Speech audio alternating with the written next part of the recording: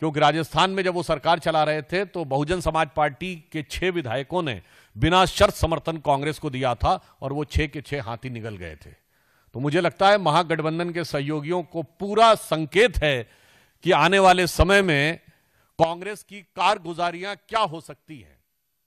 और मुझे लगता है इस समस्याओं से विचलित होकर, विभ्रमित होकर श्री तेजस्वी यादव अब वो सारी बातें करना शुरू कर दिए हैं जो न सिर्फ उनके दावों की विश्वसनीयता पर प्रश्न चिन्ह लगाती है, बल्कि ऐसा लगता है कि चुनावी प्रक्रिया का माखौल उड़ाती है। इससे पहले उन्होंने यह दावा किया था कि हर परिवार के एक व्यक्ति को सरकारी नौकरी देंगे। मुझे लगता है कोई भी गंभीर व्यक्ति समझ सकता है बिहार की आबादी वर्तमान समय के प्रोजेक्शन के अनुसार 13.5 करोड़ है और 4.2 पर्सन पर फैमिली ऑन एन एवरेज होते हैं। अगर आप उससे डिवाइड करें तो 3 करोड़ कुछ लाख के आसपास आता है। 23 लाख लोगों के पास सरकारी नौकरियां, उनको आप हटा दें तो भी 2 करोड़ 90 लाख के आसपास परिवार पड़ते हैं।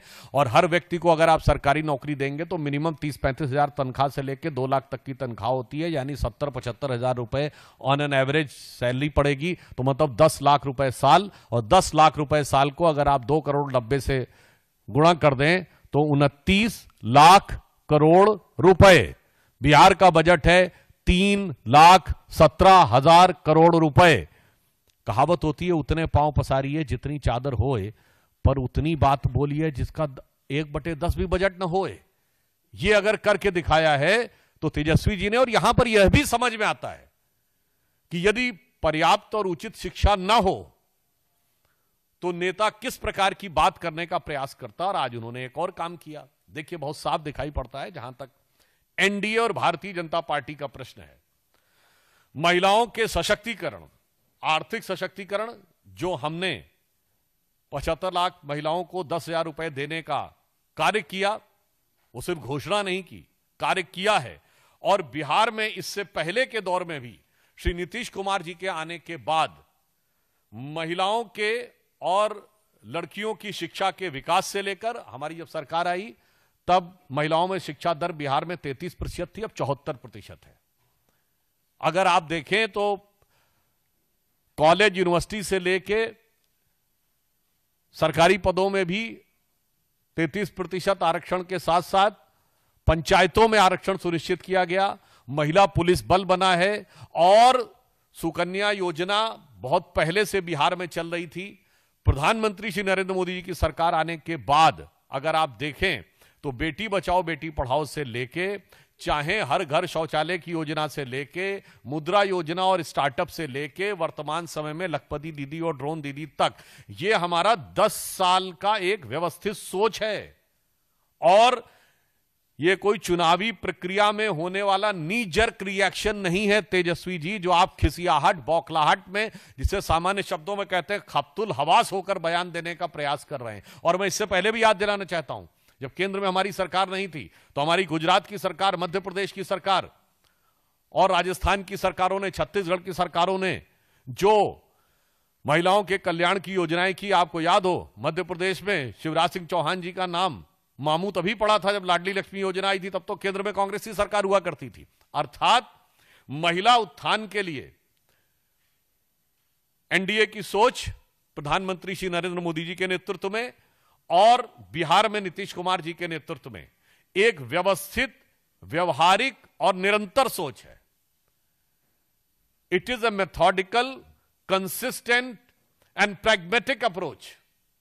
जबकि उनकी तरफ से मैं सिर्फ यह कहना चाहूंगा, कई बार जो राजद के लोग बोलते हैं उनके मन का मनोभाव समझने का प्रयास करना चाहिए।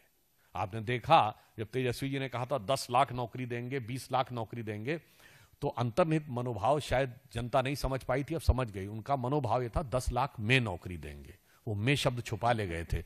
20 लाख में नौकरी देंगे और नहीं होगा 10-20 लाख तो जमीन ले लेंगे। अब आपने देखा अगर उन्होंने कहा कि हर घर को नौकरी देंगे, आप समझ नहीं पा रहे हैं। इसका अर्थ हो गया जिस घर में सरकारी नौकरी लेनी होगी, जमीन तो पहले ली जा चुकी है, अब घर बार भी बेच देना पड़ेगा। मतलब भाव ये हो गया सरकारी नौकरी के बदले में घर ले लेंगे। अभी तक तो जमीन ली थी। और जहां तक वो महिलाओं की बात कर रहे हैं, मुझे लगता है राजद का कोई व्यक्ति यदि ये बोले, लालू प्रसाद यादव जी के शासनकाल में आजीविका तो छोड़िए, जान और सम्मान पे महिलाओं के जितने बड़े खतरे रहते थे, वो मुझे लगता है आज भी बिहार भूला नहीं है।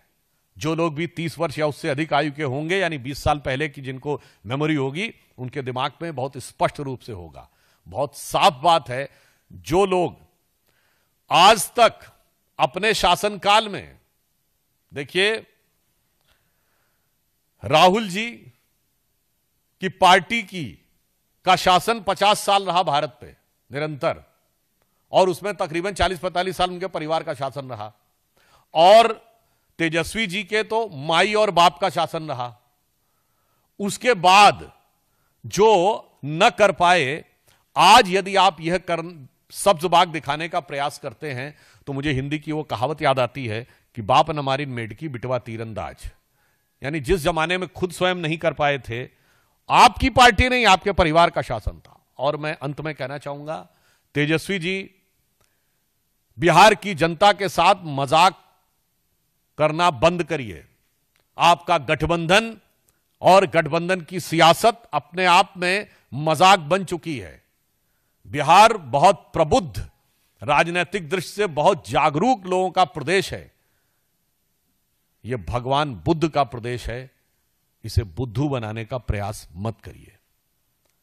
कोई भी व्यक्ति सहज भाव से समझ सकता है कि आप सिर्फ मजाक ही नहीं, क्रूर मजाक कर रहे हैं, क्योंकि जो चीज ना आपके मन में है, ना आपके कर्म में है, उसे वचन में देके धोखा देने का प्रयास नहीं हो सकता।